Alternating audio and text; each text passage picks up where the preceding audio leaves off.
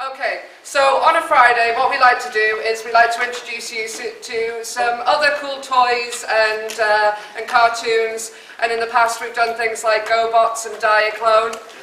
But this year, we thought we'd be slightly less roboty. So who here has heard of Visionaries? Yay! Yay! And who here has not heard of Visionaries and just came in to sit down? Sort of. Excellent. Okay, so here to take you through some of the history of Visionaries and to show you some things that you've definitely never seen before is TFN's own Spectral Knights. It's Steve and Dave Mates!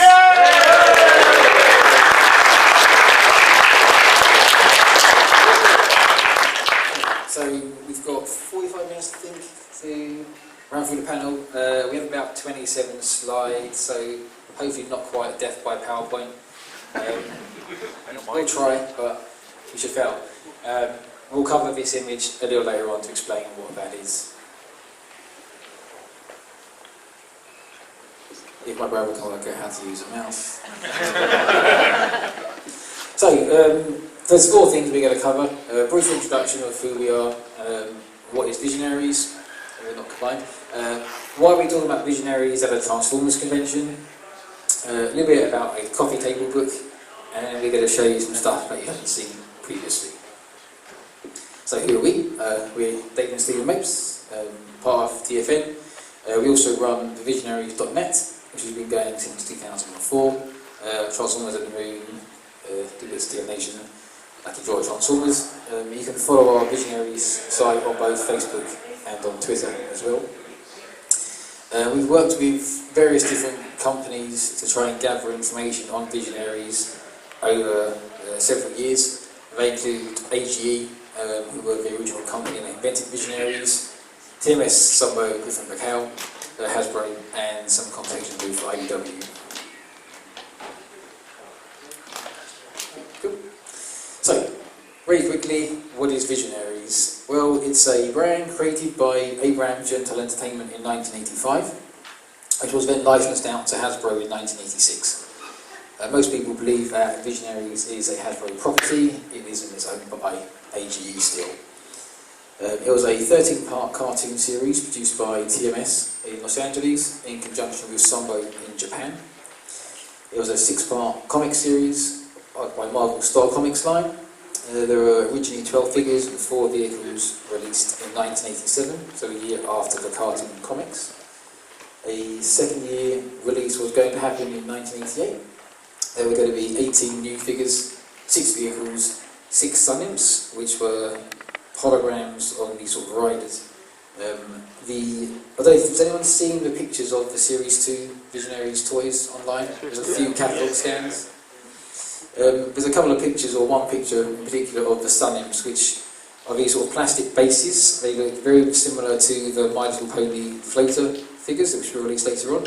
The designs are actually really similar to the original concepts. They may use the same ones. But the Sun-Imp holograms were going to be sort of three-dimensional animation. So they were going to pop out of the hologram, and they were going to have a longer animated sequence than the hologram on the figures. They were fully produced as well. There were various failed re-release ideas through the 90s and the 2000s, and we're going to talk specifically about one of those later on. And then recently there was a 5-part comic series by IDW.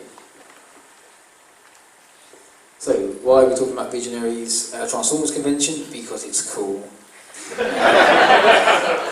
That's basically it.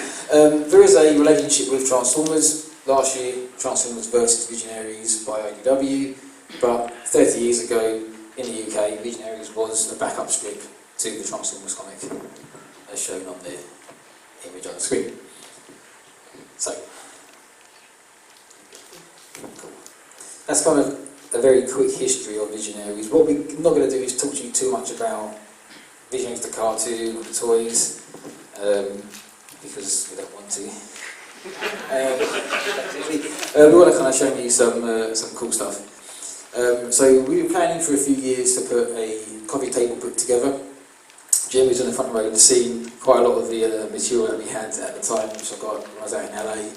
So our plan is to do a 200 to 400 page hardback coffee table book, similar to some of the Master of the Universe collector's books that you may have seen. There has been a Visionaries Collector's Guide done by Kickstarter in the past. It was like an A5 sort of paper booklet. It's pretty cool. We're going to have different material to what was in there. Most of the book will be black and white, as you can see in some of the mock-ups. There will be some colour, it depends on what we have at the time. Okay, it's just going to be an SUV. Cool. So we've got a little bit of a slide to talk to you about what we're going to put in the book, and then we're going to show you some of the stuff. So we'll have areas on the toys, showing you all of the released toys in as many language variants as we can, generally US, UK and the trilingual packaged versions. Different images on variations, mould and colour. Trilingual if we can, yeah. Unreleased toys from Series 2, Series 2 concepts, Series 3 concepts of Sun-Imps, pre-production toys, moulds and artwork. From the comic side, original artwork and backgrounds. The cartoon, we have a very large catalogue of TMS production notes.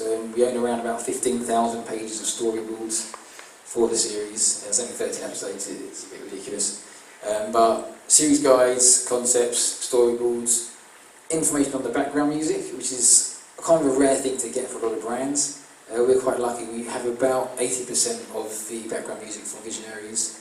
And I think a full track list for all but 2 episodes, which will point out which background music was played at what time. Yeah, one of the things with the background music of Visionaries is that there's something like 110 different tracks that they produced. I think we've got something like 96 of those, and they're from the original recording, so you can see, or you can hear that kind of the orchestra playing through where they're practicing, where they fluff it, and then different retakes for alternative endings and beginnings. The VHS and DVD cover archive, because I'm sad. We mentioned there's 13 episodes of Visionaries. We have 19 different VHS cover versions of the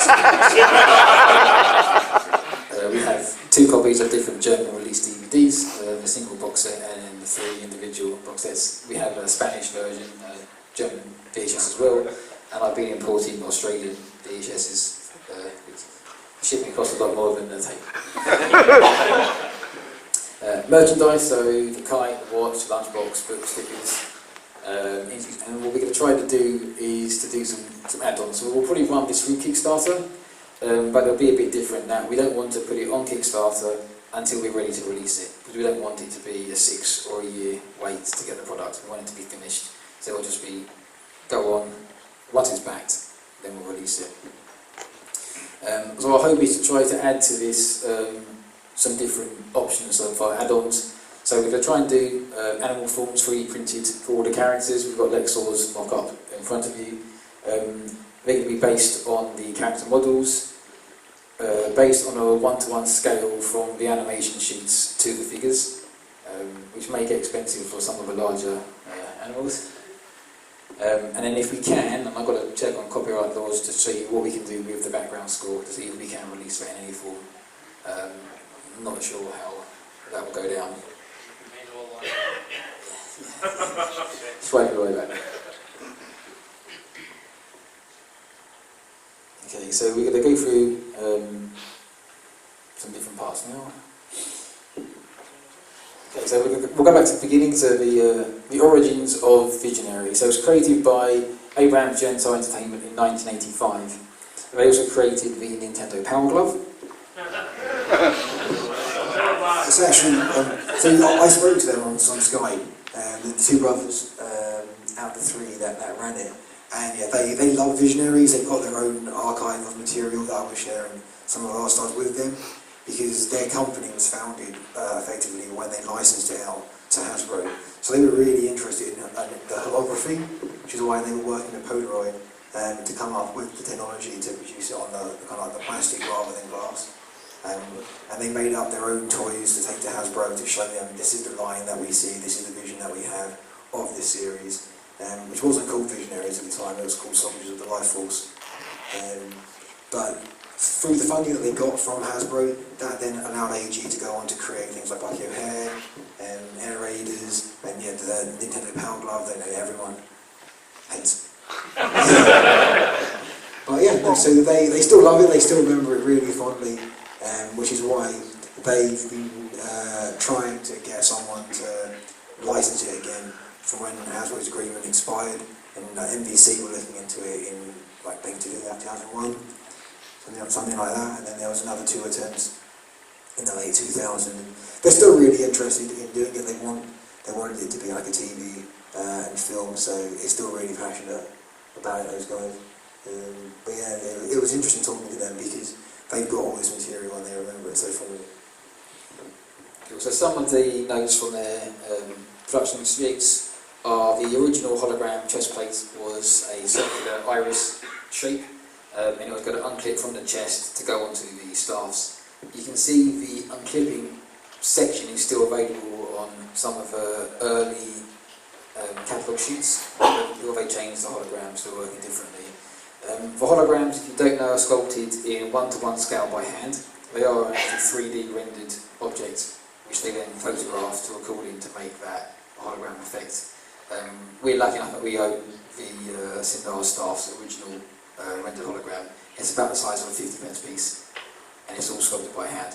Primarily by Bill Merkline, also I think David Dan did still some as well. The last part is talking about Hasbro in 1986 spent $10 million on their Toy Fair booth. They wouldn't do that nowadays, obviously. Supposedly back then they also had a life-size Merkline hologram at that show, which is how they were going to launch Visionaries.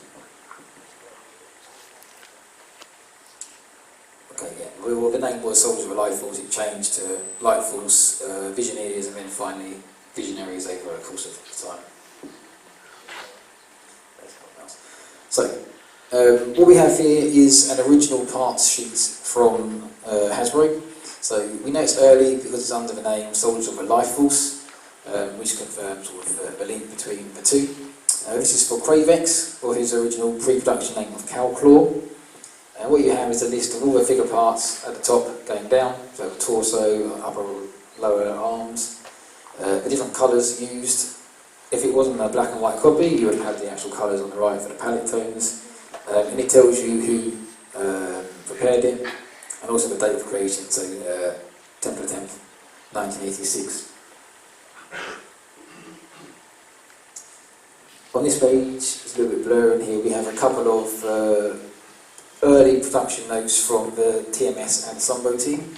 So when the Visionaries cartoon series was produced, it was built at the same time between TMS in Los Angeles, Hasbro in Rhode Island, and then Sunbow in Japan. And they were couriering these documents across between the three of them. So the two bits of paper on the left-hand side are both the Japanese and the English version, which talks about some of the early concepts. So for Visionaries, originally the planet was called Spectron, and not Prismos, which is why they were the Spectral Knights, which obviously changed over time. The middle sheet is a list of some of the bits to do with the characters. Then there's some typed version with letters from Hasbro, where they've lent the figures to Sunbow, or to TMS, sorry, so they could design the characters in the cartoon to look like the toys, and they've given them a deadline on when they needed the toys sent back to them.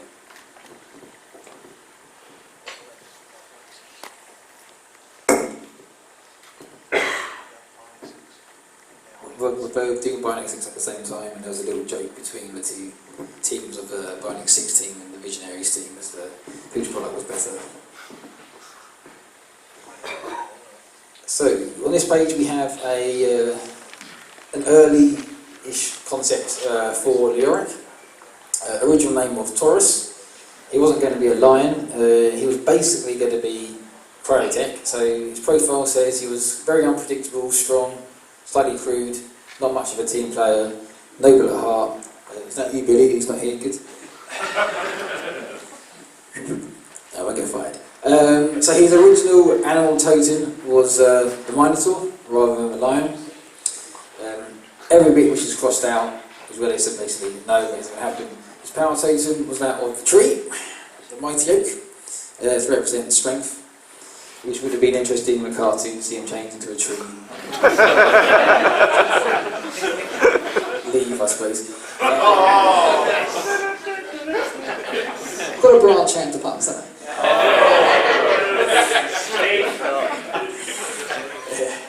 Can't help it. I did that in my wedding speech. So originally, the idea for the toys were that they were going to have action weapons, kind of a little bit like some of the Master Universe weapons, which is probably why they didn't get produced. So Leoric was going to have some sonic swords, which were going to spin around on a spin-loaded arm.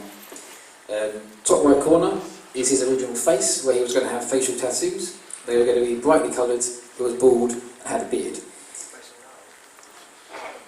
Oh yeah, the tattoos were going to be based on a Maori design. The interesting part of that is what FICO did for IDW for the Visionaries comic last year, where Leoric had facial tattoos and a beard. He had hair rather than being bald. He has confirmed it was just purely coincidental, but it is interesting that it's quite similar to that early concept design. We've got a couple of mid and then later production sheets of Leoric. Top left is looking at in his Ronaldo pose, slightly different moustache. Then he goes into his Hulk Hogan pose, doing the point, some weird funky dance, and then finally tripping over. The other two are sort of the final production diagrams by Flurry Derry. So we've got the Lion form. At this time he was still Prince Leoric. So originally most of the Spectrum Knights were going to be princes, Arzon, Leoric and Witterquick. I don't think Cryotech was, and Galadriel probably wasn't going to be a prince, but you never know. And at the bottom we have the original, or the later final Leoric design from the cartoon. Yeah, so the idea of these pages is just to give you a bit of a kind of look at the types of stuff that will be in the book for various characters.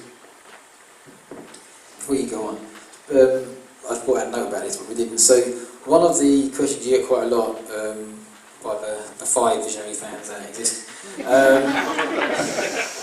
by a lot once a year, is why was Galadriel and Virulina never produced as toys, other than the fact that they're girls, so no one buys girl action figures.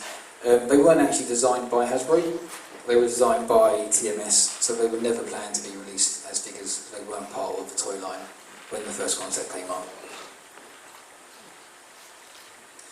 Here we've got a storyboard from a bumper, which we never had in the UK because we didn't have the adverts for the show. But it's in essence very similar to the opening sequence. TMS storyboards are generally 3 panels. They may put a post-it note for a 4th panel on the side. They'll have the action typed up, the original Japanese handwritten version of it, where it's done by Sumbo, any dialogue and any notes underneath it. We have, say, various different pages of finalised and early parts of every series, the bumpers, the intros, and it includes some of the characters that weren't in the show. A couple of backgrounds. We've got Darkstorm's castle at the top. You can sort of see the mollusk part at the front.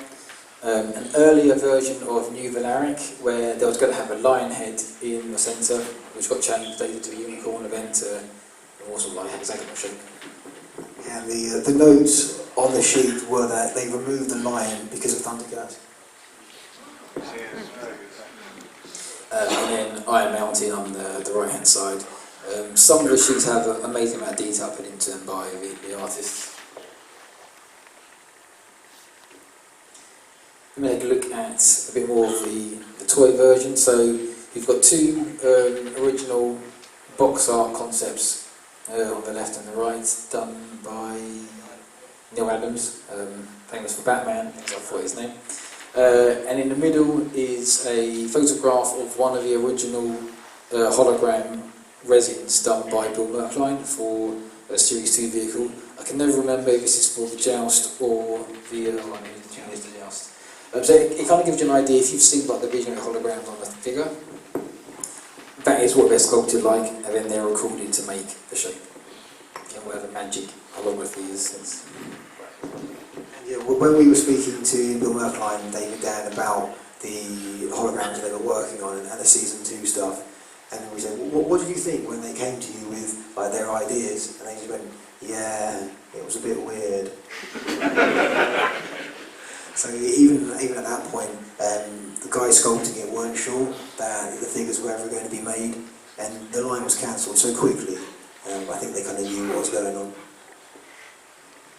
They did make a lot of money back in the days for sculpting.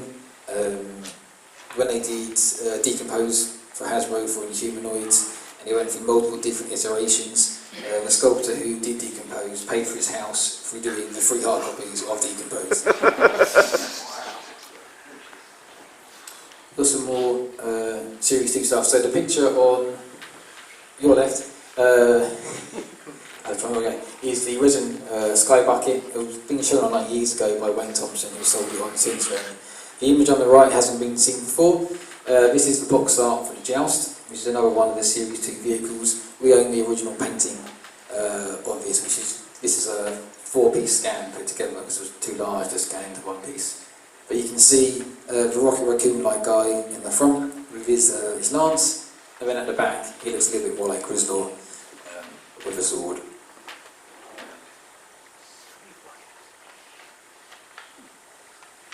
So why was it cancelled? Just skip this video, don't want to talk about it. It's sad. So yeah, why was it cancelled? Well, back in 1986, Hasbro's requirement for a second series was that the line had to make $100 million. It didn't. That's what I was guessing. Math. So what they were doing at the time, they were pumping so much money into toy lines, they wanted to find the next Transformers and G.I. Joe brand. The bit underneath it gives you some ideas of the sales figures at the time. So G.I. Joe was doing 300 million, Master Universe from Mattel, 300 million, Transformers, 250 million, Inhumanoids, 75 million, so it was sort of almost there. Visionaries only did $52 to $53 million. So it's a failure, but it's still quite a lot of money for a failure. Yeah, when we spoke to the guys at Griffin Macau about the kind of marketing side from it, and they were saying how there was kind of 2 studios that were recording the adverts. You had one in Amsterdam, which was dubbed as like the high-end marketing, and then you had another one in the States that was like the lesser brands. So Transformers, G.I. Joe, that was all filmed out in Amsterdam, whereas Visionaries, even at that stage, Hasbro decided that the chances of it taking off were less, so that was done at the lower budget one in the States, whereas in Humanoids they felt had more legs, so that was also done over in Amsterdam. And the studio's still going. I have contacted them, but no reply. Probably various other things done in Amsterdam, but we can't talk about that. Word spot somewhere. So, what's next? So we've looked at Series 1 of Visionaries, we've gone for quite quickly, but bit of Series 2. So we want to take you through sort of the missing years of Visionaries and some of the failed re-release ideas, primarily one in particular.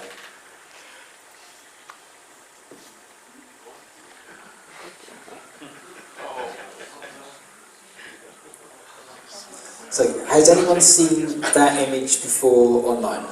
No. Does anyone know what it would be for? Yeah. I think I could. Yes. So, this was the live-action movie poster that they were wanted to do for Visionaries in the mid-2000s. For Visionaries Outrun the Dark, one of a multi-part movie series. And the catchphrase, "Our son is dying, fight for the light." This was a concept by AG. Well, it was done by a company called Kinetic Underground.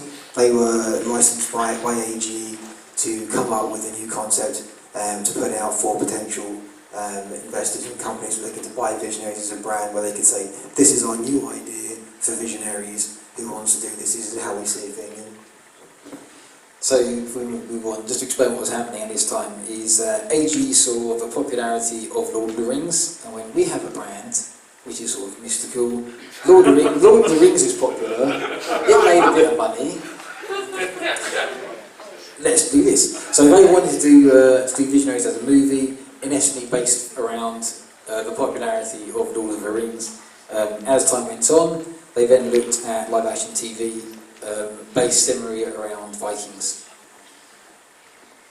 But what we do have to show you is a little video, which is a mock-up from the original movie treatment. There's a 9-page, I think it is, movie treatment to tell you what happens in the movie, which we own. So we're going to show you the intro, sort of redone, and then talk a bit about what that movie was going to feature.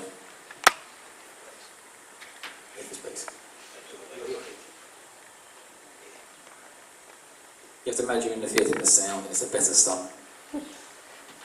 It's meant to be a stunt, but... So it says, our son is dying. A select group of men and women, selected for their skills in geosciences, astrophysics and space exploration, use their collective skills to confirm their findings on the future, Earth's future. Before the light of the universe is gone forever, this group of scientific prophets and theorists called Visionaries anticipate the century-long rescue of the human race and initiate the salvation of mankind. Each of the 7 continents begin construction of a transport ship that will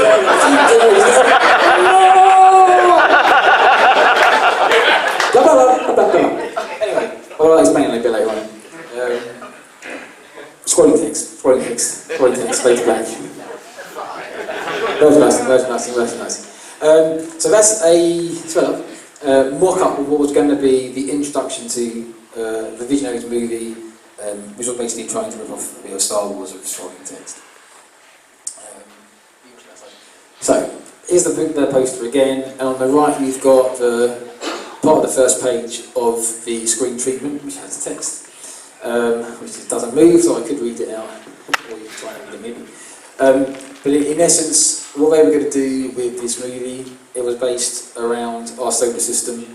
The science behind it is a little funky, or just very, very wrong. The principle is the sun's dying, so to survive, the human race leave Earth and they find this hidden moon called Prismos on Venus. Well, as we all know, if the sun's dying, it means it's already expanded and therefore swallowed it all.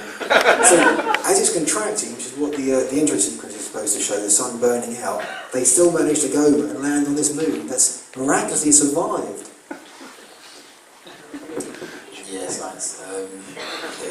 So, we've got a little bit of slides to talk through, if you fix it the right way.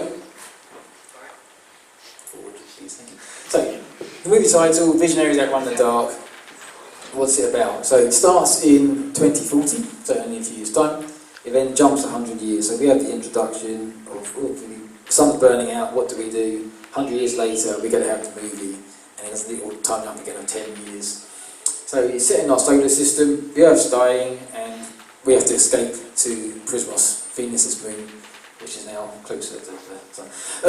On board the ships, the continents build basically arcs, and they take all the DNA of any living creature or plant or animal onto hollow discs to take to the planet to repopulate.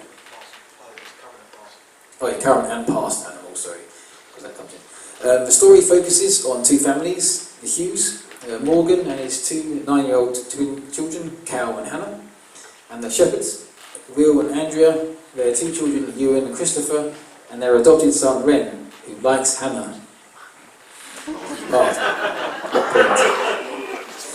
Spoiler, yeah. So the ships crash, everyone dies, almost. So 87% of people die. So the treatment says 750,000 people leave Earth, 100,000 people survive.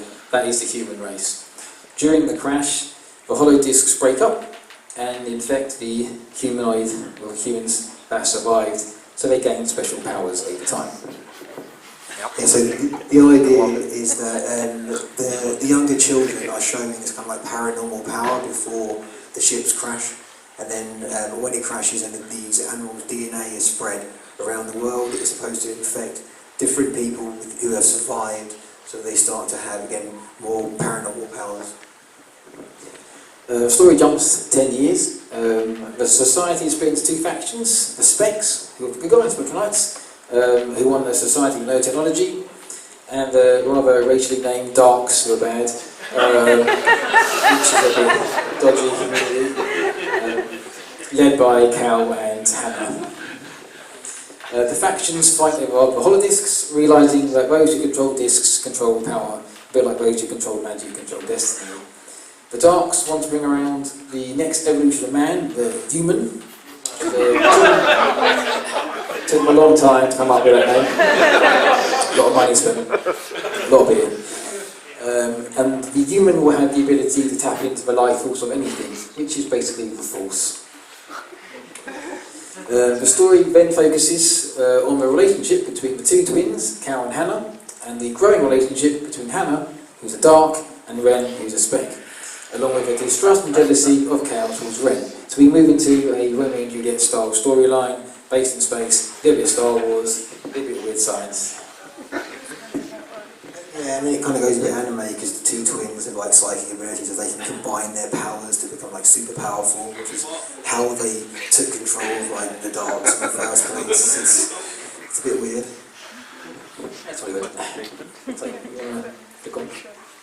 So what we then have is some concept art. So the opening image we had on the presentation is this one here. So this is the crash on Prismos when they're meant to be 9, but now they've aged to be 19 or a bit older. So we've got Hannah obviously on the left, Cal at the front, and Ren's at the back being injured. I don't know if you can tell, the holodiscs are on the left, and there's a picture of a giraffe, a cheetah, and different animals. They're broken and they're bleeding to indicate that they've been infected. And in the back we have Iron Mountain, based simply on Iron Mountain, just to say that it's Visionaries.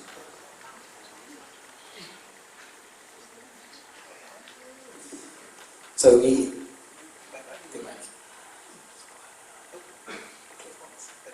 Okay.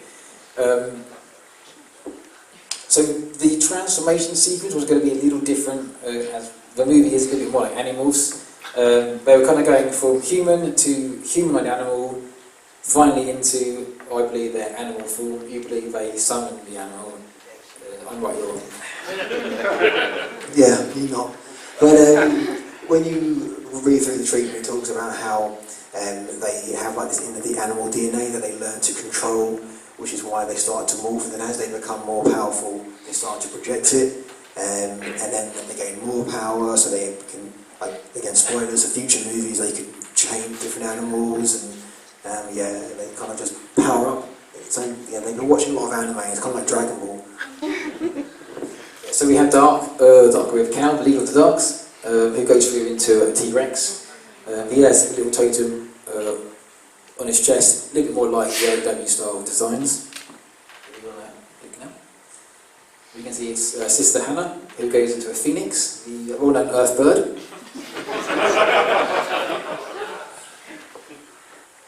And then finally we have the love interest of Ren, who goes into a dog.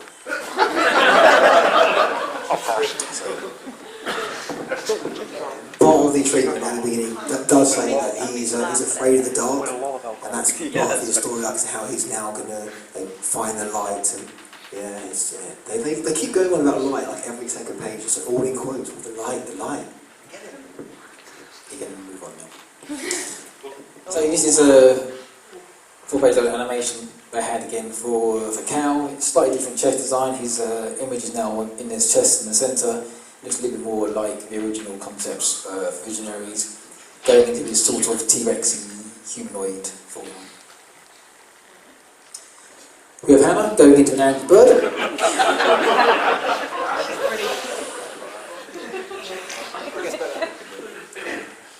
And then we have Beethoven.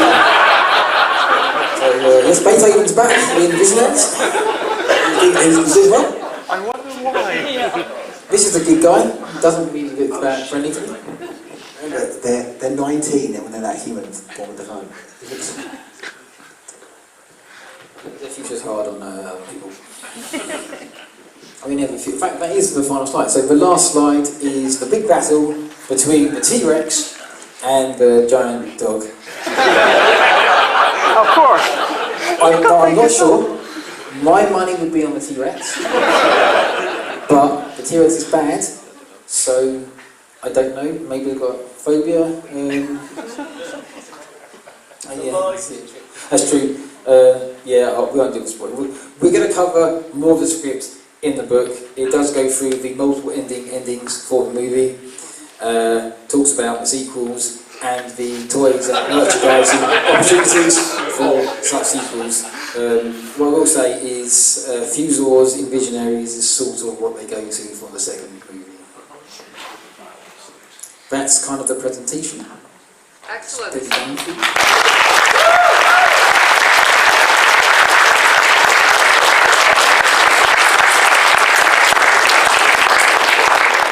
we're going to pass it over to you. Is there any questions for Steve and Dave?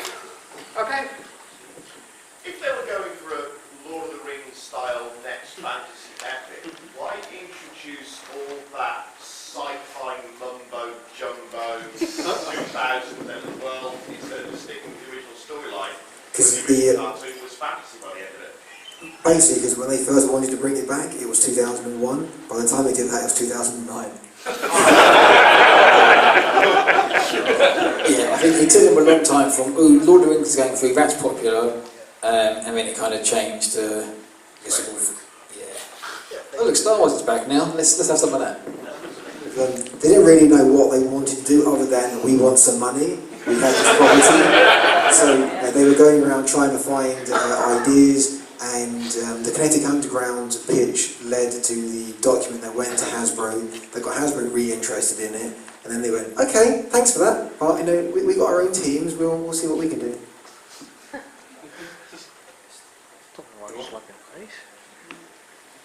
Yeah, so, you know, so originally, when Hasbro first started looking at Visionaries, it was going to be part of Unity, they were looking into it, and Emiliano and Aaron have both confirmed, but can't really confirm, that they were working on designs for that, and they weren't approved in time, which is why it wasn't put into it. And then obviously they had another version towards 2011,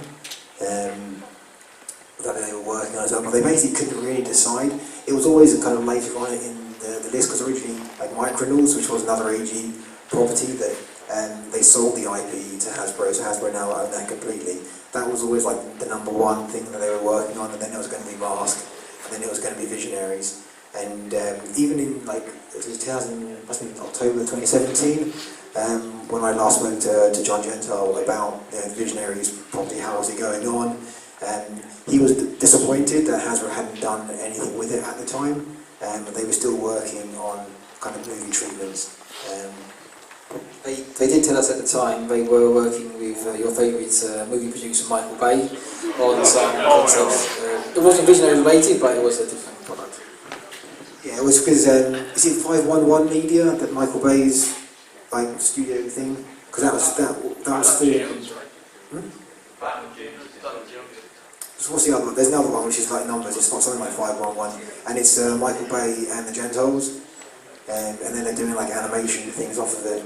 So they were hoping to re-license Visionaries, from Hasbro back to them produce something as well. And they were in talks with the director at the time. And we thought, oh yeah, there's going to be an announcement imminent. Well, no. Is there any more questions? Oh, lots. Oh, excellent. I saw you at the back first. Yes, you. Why a dog? I actually just read this when I was in the bar. So, because he was scared of the dark when he was a young boy, they wanted him to have like a pet that would help him kind of feel less afraid. But all the animals were dead, so they just had the DNA. So instead, they gave him the DNA like of a dog and said, "Here you go, here's your pet dog." And then he complains, "Well, I can't even stroke it." No, don't worry, it's going to be nice. No, but that's why he becomes a dog, because that was his...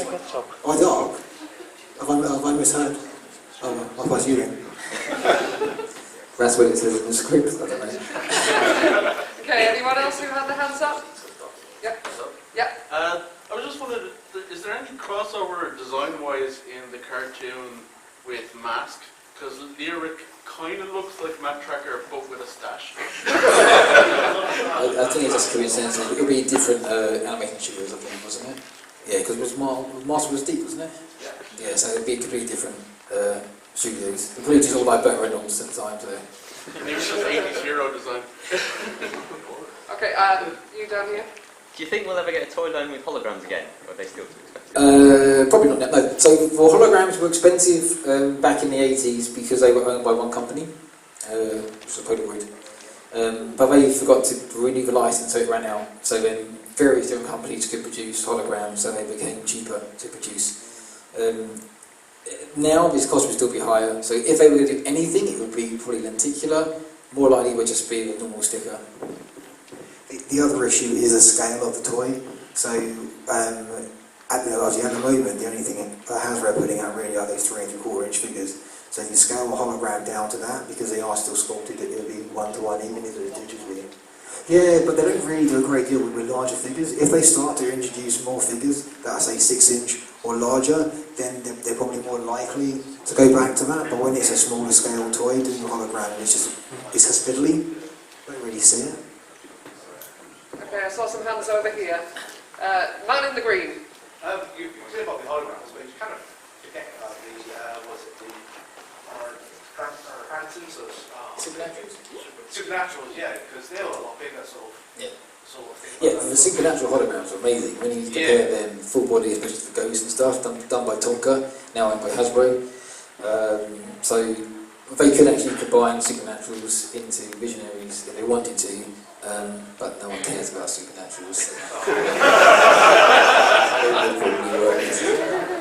Lady in the hat, you had your hand up a Other than while. the Scottish Navy, Scottish man here.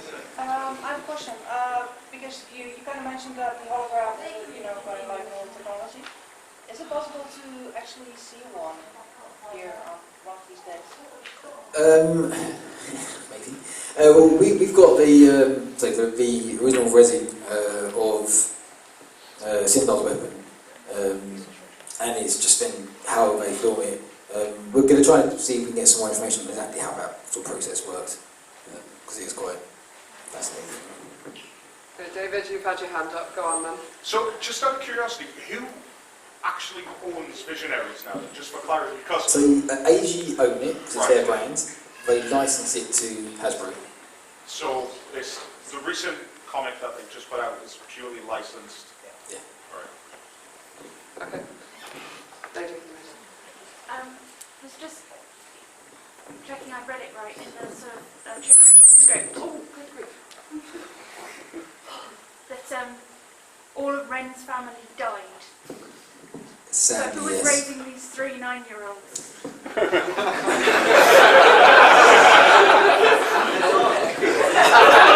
It's a good question, and then the script, let's go, 10 years later, it doesn't actually tell you, but well, yeah, actually both families' parents died.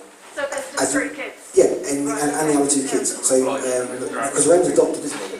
He's adopted him, so the biological children die with the parents.